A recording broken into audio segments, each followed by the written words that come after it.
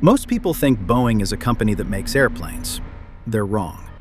Since the 1997 merger, Boeing has actually been a massive private equity firm that just happens to build planes. And the math they used to boost their stock price is the exact same math that's now causing door plugs to blow out at 16,000 feet. This isn't just about bad engineering. It's about a company that was deliberately taken apart from the inside. It's a story that involves $43 billion in stock buybacks, 2 planes falling out of the sky, and a quality manager found dead in a hotel parking lot just days before he was set to testify against them. I've spent weeks digging through congressional investigations and whistleblower depositions that Wall Street does not want you to see. Today, I'm going to show you the exact moment Boeing sold its soul, and why this reverse takeover is a playbook being run on almost every American industry you rely on today. I've covered a lot of economic stories on this channel. This one is different. This one made me genuinely angry, and by the end of this story, your blood may be boiling as well. To understand how far Boeing fell, you have to remember how high it once stood. For most of the 20th century, Boeing wasn't just a company. It was an engineering priesthood. In Seattle, the Boeing way meant that if a janitor saw a loose bolt, the assembly line stopped. Period. Safety wasn't a metric. It was the entire culture. In the late 60s, they built the 747. It was a project so massive it nearly bankrupted the company, but the engineers won. On its maiden flight, the pilots weren't just test pilots. They were executives in business suits. They flew that plane because they trusted the math, and they trusted the people on the floor. That trust made Boeing the gold standard of the skies for 50 years. Back then, Boeing was led by engineers, not accountants. Decisions were made in the hangars, not in high-rise boardrooms in Chicago or DC. If you worked at Boeing, you had a job for life, and the world had a guarantee. If it wasn't Boeing, they weren't going. But in 1997, that fortress was breached. It started with the McDonnell Douglas merger. On paper, Boeing was buying a struggling competitor. In reality, it was a reverse takeover. The struggling executives from McDonnell Douglas moved into Boeing's headquarters, and they brought a new religion with them: the cult of the shareholder. As one veteran engineer famously put it, McDonnell Douglas bought Boeing with Boeing's own money. The engineers who built the 747 were about to be replaced by the accountants who would eventually break the 737. And that is where the scam truly begins. The man at the center of it was Harry Stonecipher. He came in from McDonnell Douglas as president and eventually rose to CEO. And here's the thing about Stonecipher. He wasn't subtle. He wasn't even apologetic. In 2004, he sat down for an interview and said, and I'm reading this directly because I want you to hear every word, "When people say I changed the culture of Boeing, that was the intent, so that it's run like a business rather than a great engineering firm." There it is, from his own mouth. The man responsible for the safety culture of a company trusted by millions of passengers worldwide looked at decades of engineering excellence and called it the problem. He told longtime Boeing employees to stop behaving like a family. He brought in executives trained not in aerospace, but in financial maneuvering.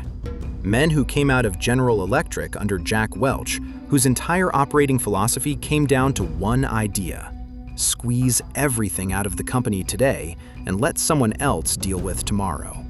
In 2001, Boeing made it official in the most symbolic way possible. They moved corporate headquarters from Seattle, where the factories were, where the engineers worked, where the planes were actually built, to a high-rise office building in Chicago, hundreds of miles away. Executives no longer looked out their windows at Boeing Field. They no longer lived in communities that depended on Boeing. They managed the whole thing through spreadsheets and stock price dashboards. The soul left the shop floor, deliberately. And this is where the story gets worse. Between 2013 and 2019, Boeing spent $43 billion buying back its own stock. I want you to sit with that number for a moment. $43 billion. That was 104% of everything the company earned during that entire period. They spent every profit dollar and then borrowed more on top of it to push the share price higher and trigger enormous executive bonuses. The two men running Boeing during much of this stretch took home a combined $209 million. Their pay was tied directly to the stock price they were inflating. They were, in effect, paying themselves to hollow out the company. Meanwhile, money for actual research and development, for designing new planes, improving safety systems, investing in the future, averaged about $3 billion a year. So Boeing spent twice as much buying its own stock as it did building its future. They turned one of America's greatest manufacturing companies into an ATM for Wall Street, and nobody stopped them. By 2010, Boeing was facing real pressure from Airbus. The Europeans had just announced a major upgrade to their popular single-aisle aircraft, more fuel efficient, and airlines were lining up for it. Boeing needed to respond. The real answer, the Boeing answer from 20 years earlier, was to spend $10 or $12 billion and a decade designing a completely new aircraft from scratch. That's what engineering excellence demands. That's what keeping passengers safe requires. But that investment doesn't move next quarter's earnings. It doesn't trigger this year's bonus check. So instead, Boeing decided to take the 737 airframe, a design that dated all the way back to 1967, and update it for the fourth time. They called it the 737 MAX.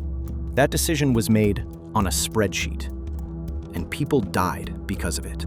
Here's what happened, in plain English.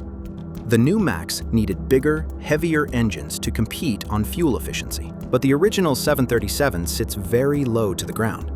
That was intentional. It made baggage loading easier in 1967. There was no room under the wing for those massive new engines, so engineers had to mount them higher and further forward than on any previous model. That change shifted how the plane handled. Under certain conditions on takeoff, the nose would pitch upward dangerously. Boeing knew about this problem, and what they decided to do about it tells you everything about what the company had become. They didn't redesign the airframe. They didn't retrain the pilots.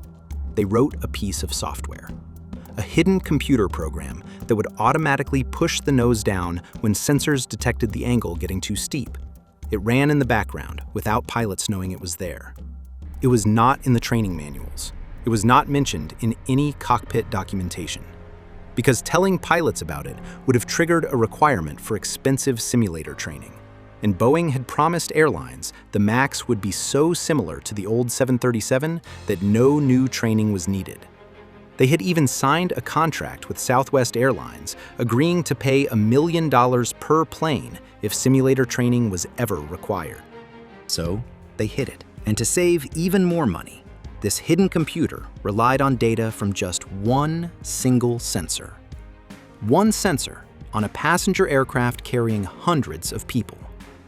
If that sensor failed, damaged by a bird strike, frozen by moisture, misread by a maintenance error, the hidden computer would fire repeatedly, forcing the nose into a dive that the pilots couldn't stop.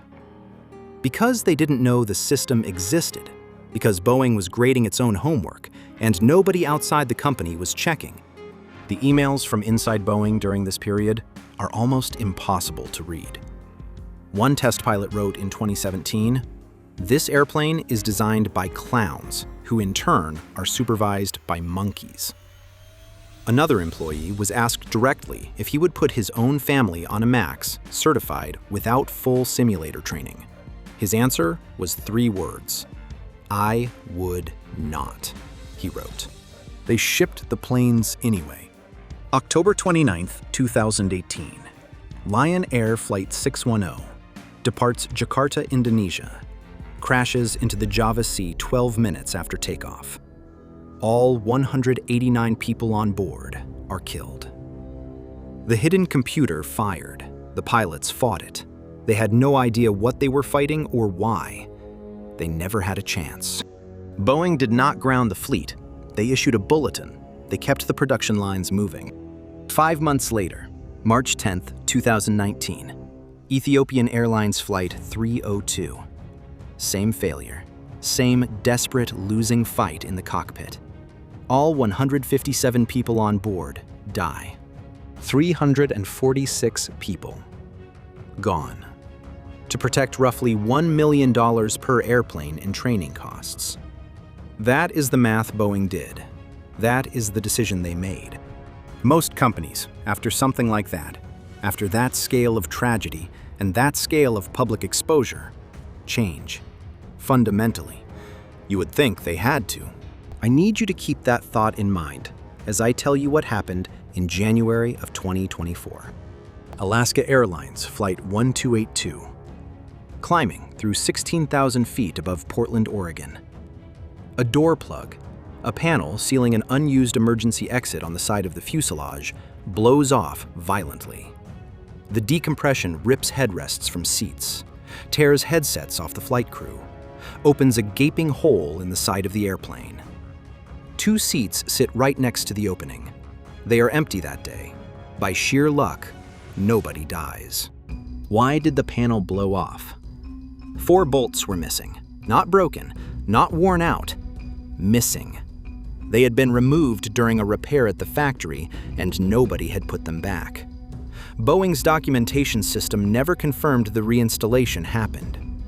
That airplane, with passengers seated inside it, had been delivered to an airline with a piece of its fuselage held in by nothing. Post-incident investigators found workers in Boeing's assembly plants using hotel key cards as measuring tools, using dish soap to force door seals to fit. A factory that is supposed to operate with aerospace-level precision, running like an improvised repair shop under constant pressure to hit daily production numbers. The CEO appeared before Congress. He accepted responsibility. He turned and faced the families of the MAX victims in the room who were holding photos of the people they lost. He said the right things. And then Boeing approved an $18 million pay package for the incoming CEO. In the worst financial year in the company's modern history, 183 times what the average Boeing factory worker earns in a year. Now I want to tell you about John Barnett, because this story isn't complete without him. And I want to hold on this for a moment, because I think it's the part of this whole thing that matters most. John Barnett worked at Boeing for 32 years, quality manager. He was proud of those planes, genuinely proud. He believed in what Boeing was supposed to be. When he transferred to the South Carolina factory where the 787 Dreamliner was assembled, he started finding things that disturbed him deeply. Defective oxygen systems, substandard parts, parts that were supposed to be thrown away, being quietly pulled from the scrap bin and installed on active aircraft so production schedules wouldn't slip. He didn't look the other way. He reported it. He documented everything. He filed formal complaints. A 2017 FAA review confirmed his findings. At least 53 non-conforming parts on aircraft already in service, locations unknown. For his honesty, Boeing management allegedly made his professional life a living nightmare. He was harassed, sidelined, pushed out of the work he loved. He filed a whistleblower lawsuit against the company. In March of 2024, while in the middle of giving multi-day depositions in that lawsuit, John Barnett was found dead in his truck outside a hotel in South Carolina. He was 60 years old. I've covered a lot of stories about what happens when corporations put profits above people. And I think about John Barnett more than almost any individual I've come across in this work. He tried to protect the people sitting in those seats. He paid an enormous personal price for trying. That is the human cost, underneath all the financial numbers. That is what this culture actually does to the people who refuse to go along with it. Here's the part I want you to carry with you. What happened to Boeing has a name. Economists call it financialization. I call it turning factories into ATMs. It's what happens when the people running a great company stop caring about making great things and start caring only about moving money in ways that inflate their own compensation. It happened at General Electric, the same company that trained most of Boeing's post-merger executive class, which spent decades shedding workers and hollowing out its manufacturing base to pump cash into the stock market, and is now a fraction of what it once was. It happened at Intel, which spent over $110 billion on stock buybacks between 2001 and 2021, while its Asian competitors built next-generation factories and eventually took Intel's entire market lead away. This isn't a Boeing story. Boeing is just the clearest, most devastating example of something that has spread across American industry for 40 years. Between 2014 and 2018, the 500 largest American companies spent nearly $3 trillion buying back their own stock, and only $2.7 trillion on research and development. We are mathematically spending more turning companies into ATMs for shareholders than we are investing in making anything. Boeing will survive in the short term. They have a backlog of over 5,000 undelivered aircraft worth more than $500 billion. But here's what I think that backlog actually means, and this is the part that should worry everyone. They're not surviving because they earned it through better engineering. They're surviving because there are only two companies on Earth that make large passenger jets. Airlines have nowhere else to go. Boeing is surviving in spite of itself. That is not the same as being Boeing. There's a quote I keep coming back to from a physicist and labor negotiator named Stan Sorcher, who watched the transformation from the inside. He said Boeing's long and proud safety culture had been replaced with a culture of financial bullshit. Those are his words. I'm just repeating them. But I've read everything that came out of those congressional investigations, those internal emails, those whistleblower depositions, and I cannot think of a more accurate three-word description of what happened. Boeing used to be what America looked like when it was operating at its absolute best. Engineers trusted, workers valued, safety treated as the whole point, test pilots in business suits on the maiden flight of the 747 because they were proud of what they'd built. And then the accountants beat the engineers, and the planes started falling down.